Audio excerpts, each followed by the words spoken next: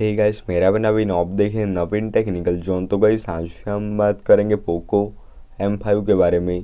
Guys आज का हमारा टॉपिक है keyboard sound settings, how to enable and disable keyboard sound. तो गाइस अगर आप अपने फ़ोन में कीबोर्ड साउंड को इनेबल एंड डिसेबल करना चाहते तो गाइस यह वीडियो को आखिरी तक देखिए एंड समझिए। एंड अभी तक आपने हमारे चैनल को सब्सक्राइब नहीं किया है तो प्लीज़ सब्सक्राइब कर लीजिएगा।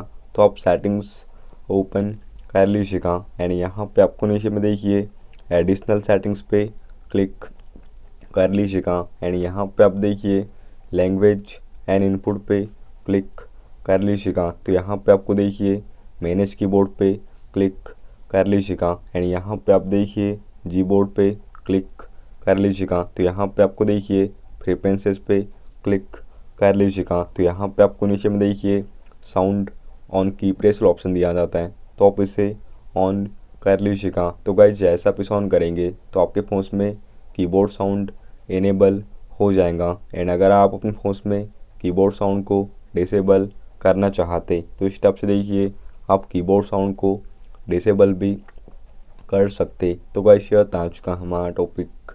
उम्मीद है गाइस आपको वीडियो पसंद होगी। आज के लिए बस इतना ही। Thank you.